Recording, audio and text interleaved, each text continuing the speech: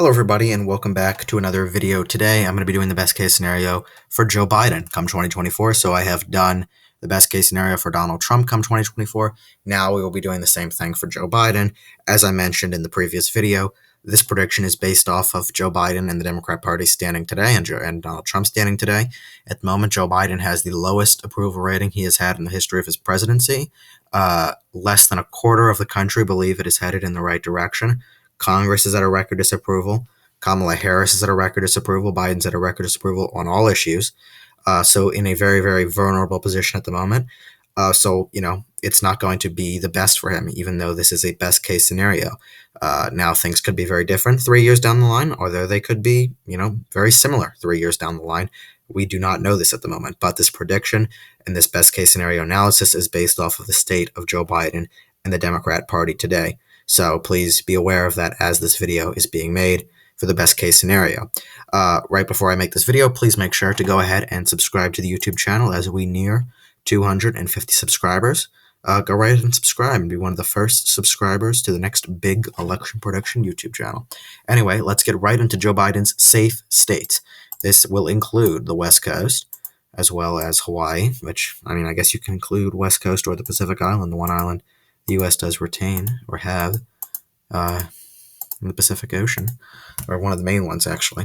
Here we have it, 161, not forgetting Illinois, Maine's 1st Congressional District, and I will consider Colorado a safe state, given the best case scenario and given the fact that it has significantly shifted to the Democrats over the last few election cycles. Safe Republican states. If my mouse works. Okay. Let's see. Okay. Interesting. Safe Republican states will be, as usual, the middle of the country. As it basically seeps through the middle of the U.S., which is what we see basically every election cycle. Republicans kind of have that perfect intertwine, but across the country. Anyway, and then Alaska. That leaves it at 191 to 125. Now we head over to likely Joe Biden states. Likely Biden will be New Mexico, Virginia. Suburban areas will go and shift to Biden in a pretty very significant direction. These will be the only likely Joe Biden states come 2024, even in a best case scenario. I see the rest of the states for Joe Biden being within 5 points, at least the ones that he'll win.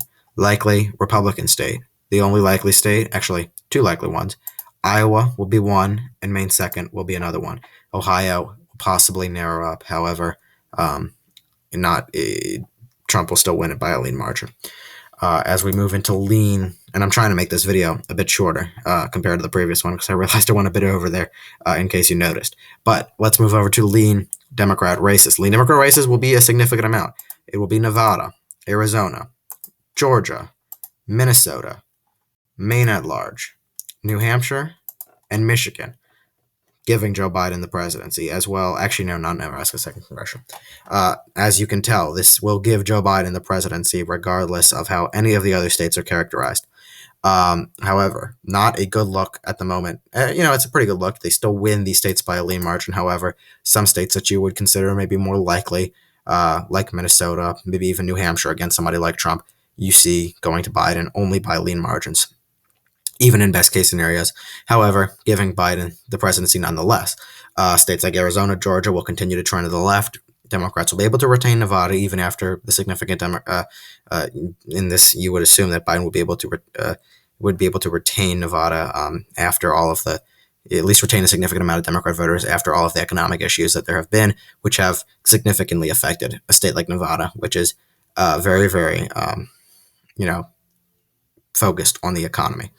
Rust Belt states will go to Biden by a lean margin, including Minnesota and Michigan, as well as these northeastern states that he won by a significant margin back in 2020. Lean Republican races will be the state of Ohio, the state of Texas.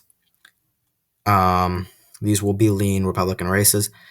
And I do believe, even in Joe Biden's best case scenario, actually, I'm not going to characterize it yet. I was going to characterize Florida. However, I'm going to wait. I do think it could narrow up a bit more, similar to maybe how a DeSantis election went. But we move into tilt Biden states. Let's start off with the first tilt Biden state.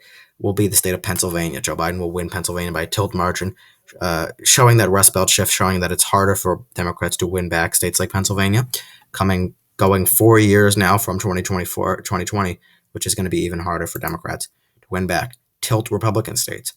Donald Trump will win the state of Florida by a tilt margin.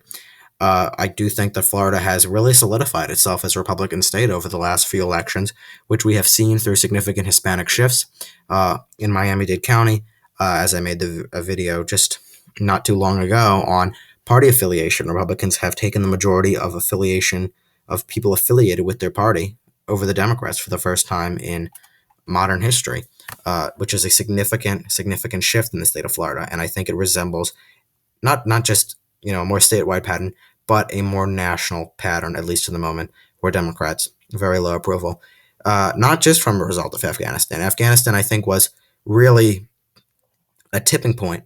However, as a result of that, we've seen a lot more issues stem out that Republicans have been able to grasp onto, like education, like the economy, like, I guess still foreign policy they've been able to do, like the southern border, like prices, like gasoline prices, like inflation. So I guess that's more economic issues and focuses in on that area.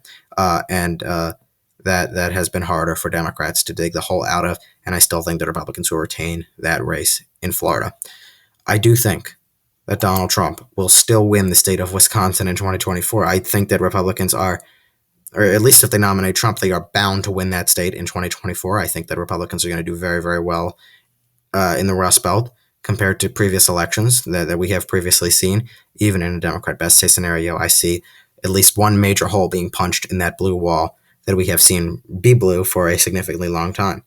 I see Nebraska's 2nd congressional district tilting to the Republicans in a best case scenario. And this is not Joe Biden's fault in this sense. This is just due to the redistricting that we will see coming out of Nebraska. I'm assuming Republicans, they have control of everything there, will be making it much harder for Democrats to win that 2nd congressional district, simply due to the fact that they have the majority in the state and the fact that they, are a significant majority in the state, which is evident from the fact that they have the governors and the state houses and whatnot.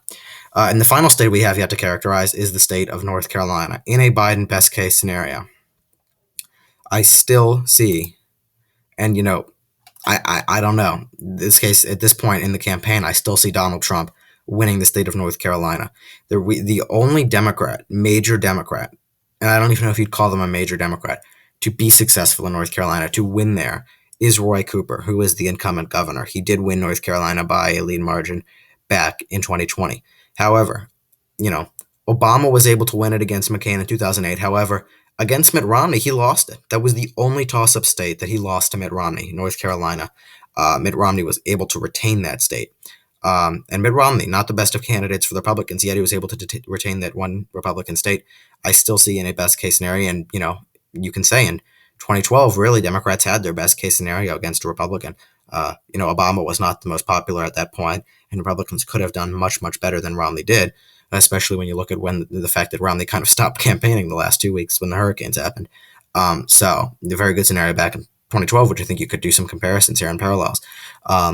However, I still see Republicans retaining a state like North Carolina, even in a worst case scenario. Yeah, they still lose the general election. In the end, that's all that matters.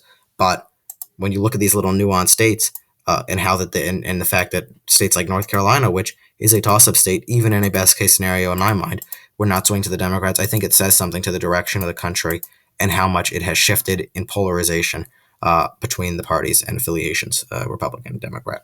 Anyway, we have reached the end of the video, so if you enjoyed, please make sure to go ahead and subscribe to the YouTube channel. We're going to have a lot of good and interesting videos coming out this week. Probably a few predictions, a few analyses.